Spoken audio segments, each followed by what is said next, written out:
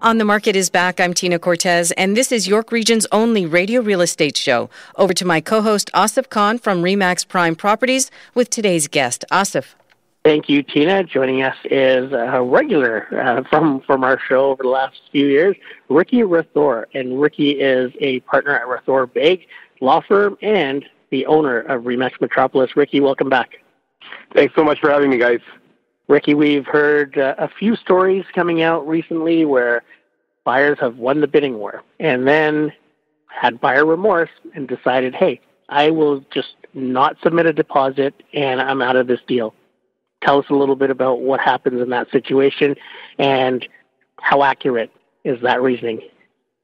So, Asif and Tina, at the end of the day, it all comes back to the contract, right? We've talked about this. The contract is like the sun. Everything revolves around it. And more often than not, the contract will say, for example, time is of the essence, okay? So when an agreement is struck, the deposit that the buyer has agreed to pay is the minimum amount that the buyer has agreed to forfeit in the event of a default on the buyer's end. So in simple English, what this means is that whether you put the deposit down or not, that contract is still binding as it's seen as a good faith deposit. And so we see this happen. We see this all the time where buyers have been up against several offers. They finally win, and then they go home. They get a nice email from the agent saying that, you remember, your deposit's due by 9 p.m. tomorrow. Now the buyers are talking to their friends, their family. They're expressing excitement, and all of a sudden everybody's saying, well, maybe you purchased it for too much, or did you know that there was another property that was just down the road that's, coming up on the market next week? And all of a sudden it goes back to that whole remorse element. In this situation, unfortunately for the buyer, if your deal is firm, you are bound to that contract, and not putting down that deposit does not give you an out of the agreement. So you have to be prepared to lose that deposit if you want out of the agreement. Well, that's the minimum amount you're prepaying, and what you're doing is you're agreeing to lose that as a minimum amount. So now let's say the sellers are put on notice that the deposit is late. So the agent's job is to very clearly voice to the seller the fact that the deposit has not made it to the office in time. And at that point, what should happen is the seller should serve the buyers and let them know that they're in breach for failing to put the deposit, and time is of the essence. And the sellers would then proceed to mitigate loss. Now, what that means is that the seller will try to resell the property for as much as possible, acting reasonably, and in the event that the seller suffers a loss relative to what they sold the property to the original purchaser for, they can go after that defaulted buyer that had that remorse. And Ricky, signing under seal, tell us a little bit about what that means, because when a buyer signs an offer, they're actually signing under seal. So maybe tell our listeners a little bit about what that entails and why that binds the buyer. Yeah, so I mean, if you think back to hundreds of years ago, we had signet rings and seals, and we used to dip rings in wax and seal documents off to show that they were really official. The seals today are pre-printed, and more often than not, buyers and sellers don't even realize that they're on the agreement. So it's the agent's job to explain to the client that you are signing the document under seal. Now, why is the seal relevant today? The seal is seen as a form of consideration. Every legally binding contract requires something. Both parties have to do something, provide something of value. Now, courts normally don't care. I could say, Asif, I'm going to give you $1 for the keys to your Mercedes, and if that's the agreement, the courts don't care that you made a bad deal. They just care that you got something in exchange, whether it's a promise, an act, what have you. So what the seal does is it acts as a form of consideration. And as far as the agreement of purchase and sale is concerned, when you're using the ORIA agreements, which is what most agents are using, those seals render the enforceability of the irrevocability provision. Now, before I get too technical, in simple English, when you make an offer, if you go to the grocery store today, you pick up a chocolate bar, you put it on the conveyor belt, you're making an offer to purchase that chocolate bar. If you choose before that offer is accepted by the cashier, you can take it off the conveyor belt and say, I don't want the chocolate bar anymore. You can withdraw that offer. So that's called revocation of an offer.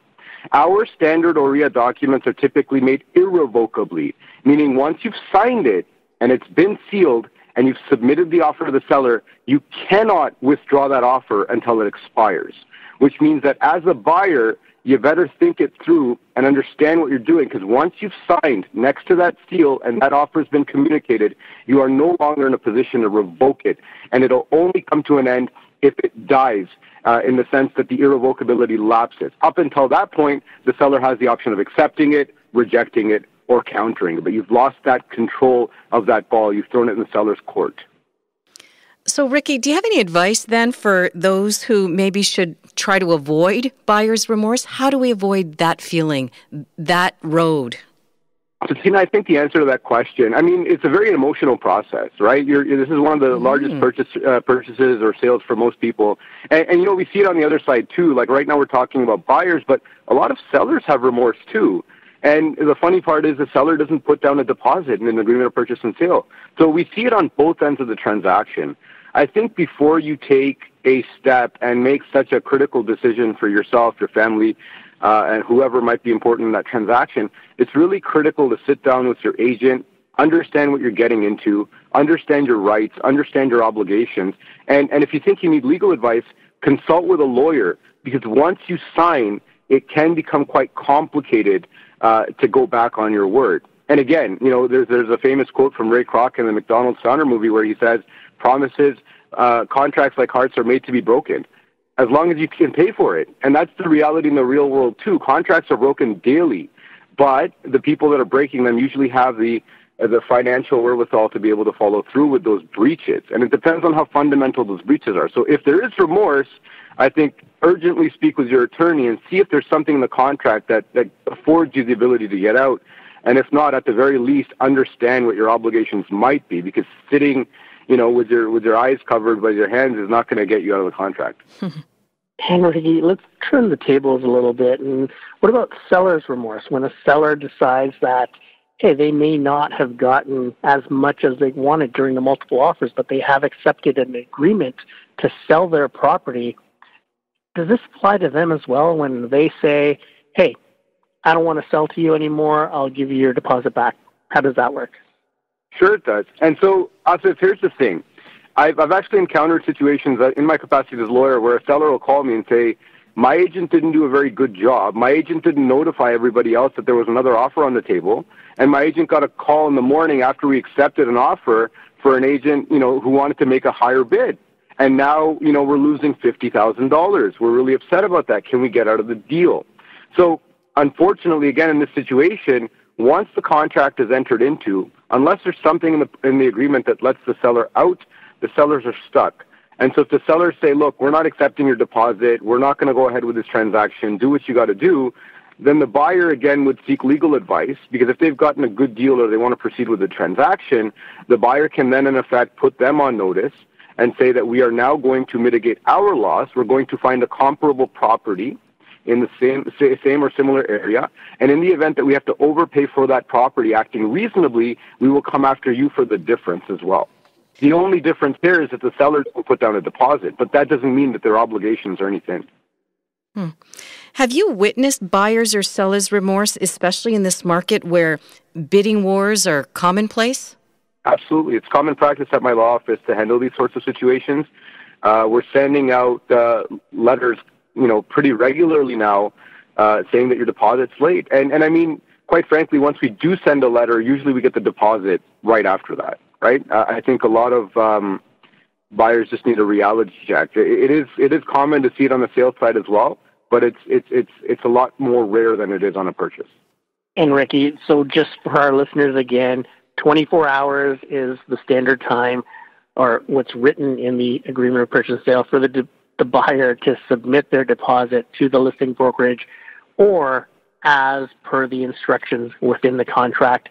Maybe just clarify that for our listeners. Sure. So if you're using the standard OREA agreement, there's typically 3 provisions in there. The first one is herewith. Herewith means that the offer and check go hand in hand.